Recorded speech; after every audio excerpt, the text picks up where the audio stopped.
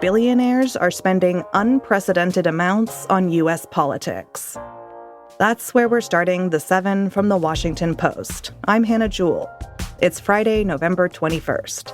Let's get you caught up with today's 7 stories.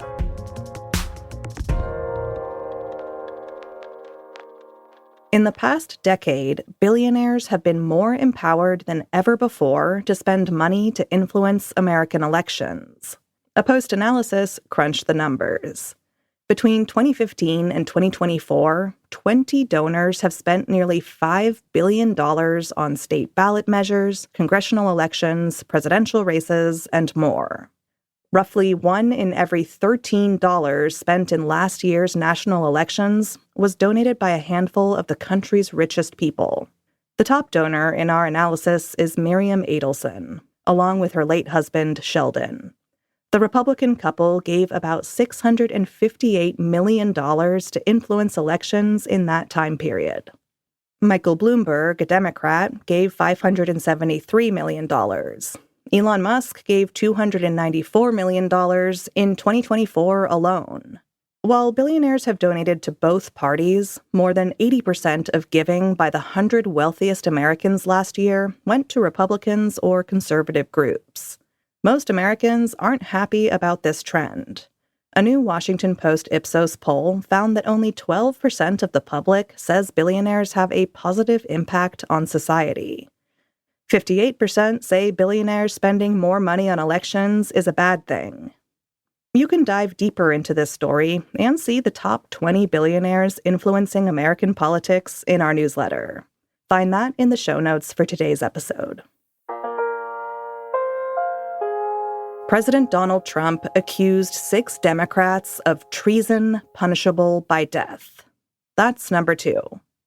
Earlier this week, a group of Democratic lawmakers released a video urging members of the military to disobey orders they deem illegal.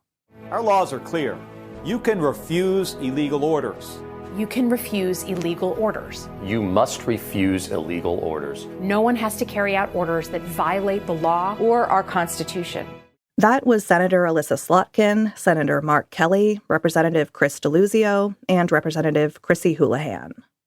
It was not immediately clear which specific orders the lawmakers were talking about, but some representatives have said they are hearing from service members questioning the legality of recent strikes in the Caribbean.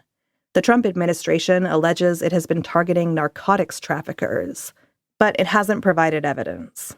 The video from Democrats appeared to rattle Trump. In a pair of posts on Truth Social, he accused the lawmakers, in all caps, of seditious behavior at the highest level. And he said that was punishable by death. Trump's words elicited a swift rebuke from Democrats. In a joint statement, members of House Democratic leadership condemned what they called the president's, quote, disgusting and dangerous death threats against members of Congress. Number 3. The U.S. Coast Guard reversed plans for new guidelines on swastikas. Yesterday, the Post reported that the Coast Guard would no longer classify the swastika as a hate symbol. Instead, it would have classified the Nazi-era symbol as potentially divisive. That policy was slated to take effect next month. But following the Post's report, the Coast Guard appeared to have a change of heart. Last night, officials issued a new, more stringent policy on hate symbols, including the swastika. In a statement, the Coast Guard said it does not tolerate the display of divisive or hate symbols and flags. Trump officials unveiled a plan to drill for oil and gas off the coast of California. That's number 4. The Trump administration's draft maps call for 6 California offshore lease sales between 2027 and 2030. It says the plan would help cement American energy dominance. But California leaders warn that new offshore drilling would threaten fishing, tourism, and sensitive ecosystems. Critics have pointed out that there are many areas already available for drilling that haven't been used, and that the country doesn't need the additional supply. Democratic Governor Gavin Newsom, who's eyeing a run for president in 2028, declared the plan dead on arrival. The last federal oil lease sale in the Pacific was in 1984. Number 5. You'll never guess who Elon Musk's chatbot thinks is history's greatest human. Okay, maybe you will guess. It's Elon Musk. The tech billionaire touts his AI chatbot Grok as truth-seeking. But users on X yesterday shared examples of the arguably untruthful ways it describes its owner. Musk, according to Grok, is strikingly handsome with a genius-level intellect and a lean, athletic physique. Fitter than LeBron James, in fact. After some ridicule and criticism, Musk addressed the lean, athletic elephant in the room yesterday. He said Grok had been manipulated by adversarial prompting into praising him this way. Later in the day, there was some evidence the chatbot had toned down its extreme praise. But the incident revived concerns from AI experts that Grok, a version of which has won U.S. government contracts, may be programmed to portray its owner and his personal views in a favorable light. Number 6. The government wants to bring civility back to flying, starting with your clothes. If you have been to an airport lately, you may have been less than impressed by the behavior of your fellow travelers. The Department of Transportation, for one, seems to think people need a reminder of how to act. And perhaps they're right. The number of cases involving disruptive passengers remains higher than 2019 levels. So the agency released a new video this week. It begins with a nostalgic look back at the golden age of airline travel, when people wore suits and lovely little hats to fly. We respected the dignity of air travel and the men and women who made the dream possible. Flying was a bastion of civility. It goes on to contrast that civility with clips of barefoot modern travelers getting into fistfights at the airport.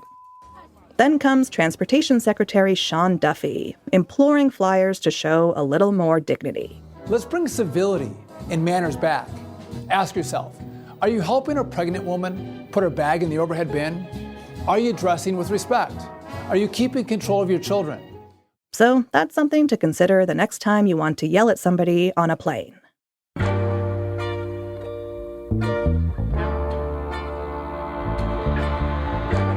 And at number 7, a Frida Kahlo painting shattered a record at auction.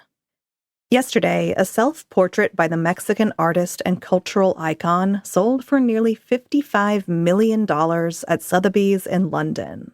That's a new record for a female artist. According to the auction house, the bidding took place between two collectors over a gripping 5 minutes. The painting is titled El Sueño La Cama.